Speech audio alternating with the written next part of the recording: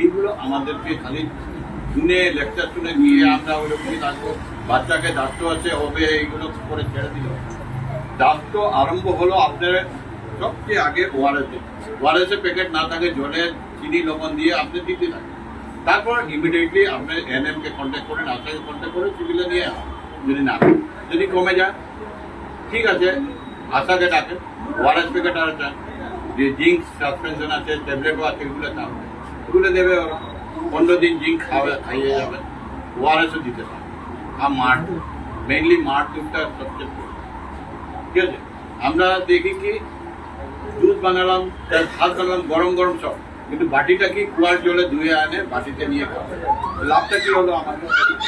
বাটিটা তো কুয়ার জলে ধোয়া, ভাতটা না গরম হবে, কিন্তু ওই যে বাটি থেকে ইনফেকশন হবে, দাঁত হবে, বমি হবে। এইগুলো জিনিস আমরা যার বাড়িতে কুয়া আছে সাপ্লাই জল নাই, অনেক গ্রামবাসীতে ম্যাক্সিমাম আছে কুয়া আছে, গরম জল ফুটিয়ে ওই বাটিটা ঠিক আছে।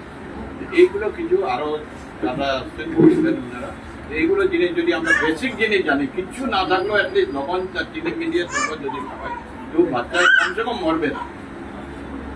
মরবে না, এত গ্যারান্টি আমরা ডাক্তাররা দিতে পারি।